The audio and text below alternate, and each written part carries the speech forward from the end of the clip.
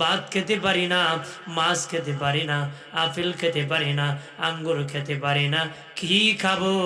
আল্লাহকে তুই পৃথিবীতে যাওয়ার 6 মাস আগে তোর মার বুকের উপর খাবারের ব্যবস্থা করেছি। এটা শুধু খাবার না, রোগ প্রতিরোধ ক্ষমতা তুলবি। হ্যাঁ বাবাজি, এটা এমন খাবার আল্লাহ বলেন আমি হালকা পাতলা করেছি, হালকা মিষ্টি করেছি, হালকা পাতলা করেছি খাবার, হালকা মিষ্টি করেছি। তোর মায়ের বুঠা দিয়ে আমি দুধ বাহির করেছি, একটা ছিদ্রি দিই না, একটা ছিদ্রি দিলে তুই টান দিলে অনেক দুধ বাহির হয়ে গেলে তোর কচি কণ্ঠ আটকা পরে মরে যাবে। আল্লাহ তোর কচি কণ্ঠ যেন আটকা না পড়োস, তোর মার বুটার ভিতরে সূক্ষ্ম সূক্ষ্ম 32টা ছিদ্র দিয়া দুধ দিয়ে আমি বাহির করে লালন পালন করছি। কত দুধ পান করেছি, কত দুধ পান করেছি বাবা। তাফসিরে রুহুল মানিতে আল্লামা আলুসি বাগদাদি হানাফি রহমাতুল্লাহ আলাইহি বলেন সবচেয়ে কম দুধ যে বাচ্চা পান করেছে, সবচেয়ে কম 2 বছর 2.5 বছরও খায় বাবা, 2 বছরের সবচেয়ে কম যে বাচ্চা খেয়েছে তারপর উনি 9.5 মণ দুধ পান করেছে। বেশি যারা খেয়েছে 40 মণ দুধ পান করেছে, 2.5 বছর দুধ পান করে 40 মণ দুধ পান করেছে। দিনে নবী বলেন হে আমার উম্মত, তুমি কথা বলতে জানতে না, কিদা লাগলে কান্না করতি, আর তোর মার অন্তরে আমি আল্লাহ দরদ দিয়েছি, আমার আল্লাহ দরদ দিয়েছি। যখন ওয়াহা করে কান্না করতাম মা তখন 1000 কাজ ফেলে দি কোলে নিয়ে দুধ পান করাতো।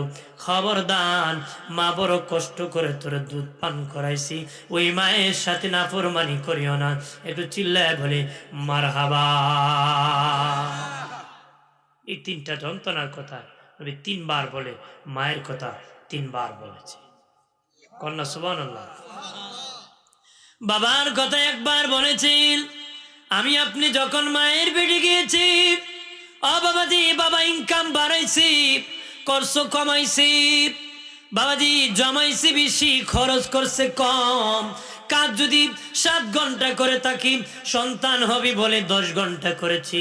ইনকাম বাড়াই দিছে, নিজে কাপড় না পরে সন্তানরে পড়াইছি, নিজে না খায়া সন্তানরে খাওয়াইছি, নিজে কষ্ট করে বাবা চলেছে, সন্তানরে বরণ পোষণ করেছে, বৃষ্টি ভিজেছে, রৌদ্রে শুকাইছে, কষ্ট করে সন্তানরে খাওয়াইছে। এই জন্য নবী কো তোর বাবা তোরে বড় কষ্ট করে লালন পালন করেছি, খবরদার ওই বাবার সাথে নাফরমানি করিও নারী। আমার প্রাণের দুস্থ বুজুর্গরা খেয়াল করেন ভালো করি। ও বাবাজি, দুনিয়ার যত পাপ আছে বাবাজি, দুনিয়ার যত পাপ আছে, পাপের সাজা শুরু হবে মরণের পরে, কিন্তু মা বাবার অবাধ্য সন্তানের সাজা শুরু হয় মরণের আগে। মা বাবার বেয়াদব যারা, ওরা সাজা লানত দুনিয়ার থেকে শুরু। এক বেড়ায় এর বাপরে গামছা গলায় ফেসে 50 হাত নিছে, কয়াত নিছে, তে নিচে যখন বাপে কয় ফুত 8টা নিস না, কেন 8 টানবো না, 2.5 হাত নিলে জুলুম হইব, 50 হাত আনলাম জুলুম হইল না, আর 1 হাত নিলে জুলুম হইব কেন? আমিও তোর দাদারে 50 হাত আনছিলাম, তুই আমার দিস বাবা, আমার পাওনা আমার হয়ে গেছে, 8টা নিস না, আর কি নিস না।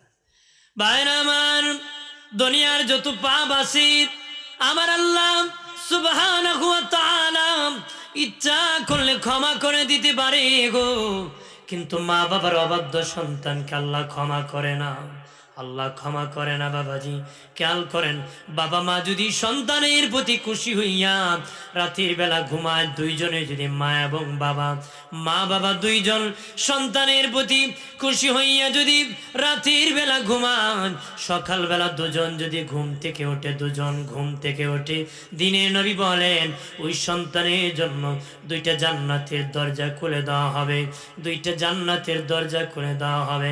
একজন খুশি থাকলে একটা জান্নাতের দরজা খুলে দেওয়া হবে, দুইজন বেজার থাকলে দুইটা জাহান্নামের দরজা খুলে। ফেরাউন কো মুসা রে, সব নবীর মুজেজা ছিল, তোমার কি মুজেজা আছে? মুসা নবী কো আমার হাতের লাঠি হলো মুজেজা। কো লাঠি দিয়া কি মুজেজা দেখাইবা? এমনি মুসা নবী লাঠিটা ছেড়ে দিয়েছে, বাবাজি লাঠিটা 22 মাইল লম্বা, অজাগর সাপ হয়ে গেছে। ফেরাউন ডেকে বলে, তার সিংহাসনে বসিয়া বলে, মুসা এটা কি রে, এত বড় সাপ বানাইলে রে মুসা, তাড়াতাড়ি সামলা, আমি বাঁচলে নে রে, কালেমা পড়তাম, তাড়াতাড়ি আমারে বাঁচা। কয় বাঁচলে না কলেমা পড়তাম, তাড়াতাড়ি ইডাতে সামলা আমার। এমনি ফেরাউন কয়, মুসা নবী যখন, মুসা নবী নিজেও ভয় পেয়ে গেছেন, এত বড় সাপ হয়ে গেছে, আল্লাহকে ডেকে বলেন, ও মালিক আমি নিজেও বুঝি না এত বড় সাপ বের হয়ে যাবে, আল্লাহ গো এখন কি করব? আল্লাহ, মুসা ভয় করিস না, তুই এটার মধ্যে আবার ধর। মুসা নবী ধরছে, আগের মতন লাঠি হয়ে গেছে। ফেরাউন কয়, এটা জাদু, এটা মুসার জাদু, এটা মুসার জাদু, এটা মুসার জাদু। এ মুসা, আগামী দিন আসবা, তোমার সাথে জাদু দিয়া যুদ্ধ হবে, জাদু দিয়া যুদ্ধ হবে। এমনি মুসা নবী পরের দিন আসলেন, 80,000 জাদু দিল, জাদু দাঁড় করায় দিল, সাপ বিচ্ছন্ন, ভাগ ভাল্লুক আনলো, জাদুঘররা আগমন করলো। এমনি মুসা নবী কয়, আমি জাদু করেছি বলেছো, তোমরা জাদু করেছো।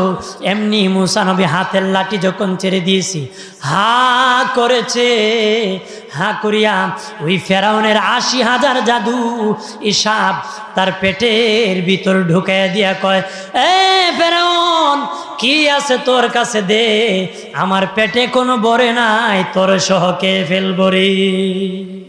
মুসা নবী ডেকে বললেন, ও মালিক, ফেরাউনের কাছে 80,000 জাদু আছে, তার রাজভবনে, আল্লাহ গো, তার সংসদ ভবনের চতুর্দিকে ভাগ ভাল্লুক দাঁড়িয়ে আছে, গেলে মানুষকে আক্রমণ করে। ও মালিক, আমি কিভাবে গো মোকাবেলা করব? আমার আল্লাহ বলেন, মুসা রে তোমার হাতে কি? মুসা নবী কা আমার হাতের লাঠি। বাবাজি কিতাবের মধ্যে আছে 80টা লাঠিটা 40 ফুট লম্বা ছিল, 80 হাত লম্বা ছিল মুসা আলাইহিস সালামের লাঠি। উনি যখন লাঠি তার সোজা করে দাঁড়াতেন, ওনার কাঁধ বরাবর লাঠি হয়ে যেত। তো নবী কত লম্বা ছিল, সুবহানাল্লাহ বলেন না? আল্লাহ বলেন, মুসা, এ মুসা, তুমি তার দরবারে যখন তোমার দিকে আক্রমণ করবে, তখন লাঠি তুমি ছেড়ে দিবা, তোমার লাঠি হলো মোকাবেলা করবে। মুসা নবী আল্লাহ, আমি একা একা যাব, ভয় করতেছে, আমার ভাই হারুনকে নবুয়তি দিয়ে দাও। আমার আল্লাহ তার ভাই হারুনকে নবুয়তি দিয়ে দিলেন। এবার আল্লাহ, 2 ভাই যদি যায় গো, একটু বুকে সাহস বেশি থাকবে। ও আল্লাহ, যদি ফেরাউনের দরবারে দাওয়াত দিই, আমার কিছু তুতলামি হয়, কথা বলতে একটু ভারী হয়, আল্লাহ এই তুতলামিটা আমাকে দূর করে দাও, জড়তা দূর করে দাও। আল্লাহকে দূর করে দিলাম। জোরে কর বাবাজি। মুসা নবীর যুগে সকলে উলঙ্গ হইয়া নদীতে গোসল করত, বিবি, স্বামী, মা, বাবা সকলে একসাথে। এমনকি মুসা নবী নিজেও সমুদ্রের পারে উলঙ্গ হইয়া গোসল করতেন। ওই সময় উলঙ্গ হওয়া কোনো দোষ ছিল না রে। মালিক তোমাকে আর আমাকে সম্মান আর মর্যাদা দিছে গো, এত সম্মান আর এত মর্যাদা তোমাকে আমাকে আল্লাহ দিল, কিন্তু এই সম্মান আর মর্যাদা যদি ধরে না রাখতে পারি, আল্লাহ বলেন, উলাইকা কাল আনআমি বাল হুম আদাল, চতুষ্পদ জানোয়ারের চতরা নিকৃষ্ট। শরীয়তপুরের মায়েরা, দিলের কান লাগায় শুনেন, রব্বে কারীম কিন্তু বলে, বান্দা তুই যদি তোর সম্মান ধরে না রাখতে পারোস, আমি আগেই ঘোষণা করছি, জমিন থেকে আসমান থেকে সৃষ্টি জগতের মধ্যে তোর সুন্দর করে বানাইছি, তোর সম্মান আর মর্যাদা আমি বেশি দিছি। বান্দারে তোরে এত সম্মান আর মর্যাদা দিলাম, 6 দিন আসমান বানাইলাম, কিন্তু তোরে 10 মাস 10 দিন লাগায়া বানাইছি। আসমান আমি হুকুম দিয়া বানাইছি, তরে আমি আল্লাহ কুদরতি হাত দিয়া বানাইছি। এত সম্মান আর মর্যাদা আমি দিছি, এরপরও যদি তোর সম্মান আর মর্যাদা তুই ধরে না রাখতে পারস, আল্লাহ কয় চতুষ্পদ জানোয়ারের চেয়ে তুই নিকৃষ্ট।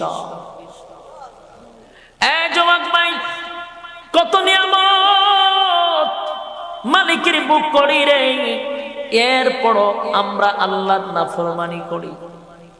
আল্লাহ কয় এত নিয়ামত দিয়ে তোরে বানাইছি, এত সম্মান দিয়া বানাইছি, এত নিয়ামত দিছি, একটা মাছ যদি পানির নিচে ডুবন্ত তাকে যেইভাবে বান্দা তোরে নিয়ামত দিয়া আমি ডুবায়া রাখছি, ঠিক এইভাবে এত নিয়ামত পাই। হ্যাঁ বলুন, মালিকের কোন নিয়ামত অস্বীকার করতে পারবে? কথা হয় না। আল্লাহ বলেন কোন কোন নিয়ামতের অস্বীকার করবি, কম পারবেন?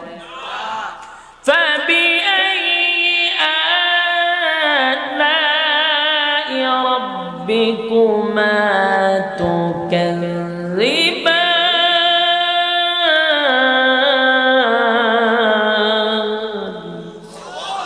আল্লাহ বলেন কোন কোন নিয়ামতের অস্বীকার করবি বান্দা, বল পারবি না, কারণ আমি আল্লাহ তোরে সর্বোচ্চ নিয়ামত দিয়া বানাইছি। নিয়ামত ভোগ করার জন্য সুযোগ সুবিধা দিছি, উদ্দেশ্য হলো জমিনের মধ্যে গোলামি করবি একমাত্র আমি আল্লাহ। বলুন গোলামি করবে কার? গোলামি করব মালিক, মালিকের গোলামি করব গো। আল্লাহ কয় আমার গোলামি করলে এখানেই তোর নিয়ামত শেষ, এমনটা না। আমি তো তোর সর্বোচ্চ নিয়ামত দিয়া দিছি, এরপরেই শেষ নয়। তুই যদি আমার গোলামি করস, আমার নবীর তরিকা অনুযায়ী জীবন যাপন করস, বান্দা তোর জন্য সুসংবাদ আছে। সুসংবাদ হলো বান্দারে, আমি আল্লাহ ওয়াদা দিলাম এই পৃথিবীর 10টা পৃথিবীর সমান রাজত্ব তোর জন্য বরাদ্দ রাখছি। দুনিয়ার রাজত্ব, দুনিয়ার ভোগ বিলাসিতা ক্ষণস্থায়ী, বেশি দিন নয়। আমেরিকার প্রেসিডেন্টও যদি আপনাকে বানানো হয়, বলুন এটা কি চিরস্থায়ী না ক্ষণস্থায়ী? 10 বছর পর পর প্রেসিডেন্ট পাল্টানো হয়। বাংলাদেশও 5 বছর পরে পরে, যদিও এক সরকার 15 বছর আরো নিতে পারে 5 বছর, কিন্তু একটা সময় গদির থেকে নামতেই হবে। না জোর করে সারা জীবন থাকতে পারবে? জোর করে থাকা যায় না। যদি থাকতে চায় থাকতে পারবে, কারণ অতীত আল্লাহ বহুজনকে ক্ষমতা দিয়া পরীক্ষা করছে। ফেরাউনরে দিছে, নমরুদরে দিছে। ক্ষমতা পাইয়া যখন ক্ষমতার অপব্যবহার করছে, আল্লাহ সুবায়া মারছে। ফেরাউনারে সুবায়া মারছে, নমরুদারে জুতা দা ফিরায়া মারছে। এই জন্য আল্লাহ বলেন দুনিয়ার রাজত্ব আর ক্ষমতা চিরস্থায়ী নয় গো, ক্ষণস্থায়ী। কেউ যদি জোর করে রাখতে চায় বেশি দিন না, কিন্তু দুনিয়ার জমিনে যদি আমি আল্লাহর হুকুম মানস, রাসূলের তরিকা অনুযায়ী চলস, বান্দারে ওয়াদা দিলাম চিরস্থায়ী রাজত্ব দিব, যার শুরু আছে বান্দা শেষ নাই। আল্লাহ কয় এমন রাজত্ব দিব, শুরু আছে শেষ নাই, শুরু আছে শেষ নাই। যেমন আল্লাহ বলেন বান্দা শোন, দুনিয়াতে মানুষ যত বড় নিয়ামত পাক, এরপরও যা চায় বান্দা কোনো সময় তা পায় না। বলুন সব চাইলে কি পাওয়া যায়? দোয়া করলে পাওয়া যায়। মক্কা মদিনায় গিয়েও যদি দোয়া করেন, কিছু কিছু নিয়ামত আছে আল্লাহ কোন নবী রাসূলকেই দেয় নাই আপনার। তাহলে এত ঘোরানো কেন লাগলো? আমেলের কুনি বাহির করতে এত ঘোরানো কেন লাগলো? গরু কেন জবাই করা লাগলো? আরেকটা প্রাণী জীবন কেন দেওয়া লাগলো? বাবাজি, ইচ্ছা করলে আরো অন্য সিস্টেমে কোনি প্রমাণ করতে পারতেন, কিন্তু একটা জীবন কেন দিতে হলো? জানিয়ে রাখবেন, নদীর এক পার ভাঙলে আরেক পার গড়ে, এক পার জীবন পালে আরেক পার মরে। কথা হয় না? জীবনে যদি কোনো সফলতা আসতে হয়, কোন না কোনো দিকে লস দিতে হয়। বাবাজি, একটা জীবন রক্ষা পেতে গেলে আর একটা জীবন দিতে হয়।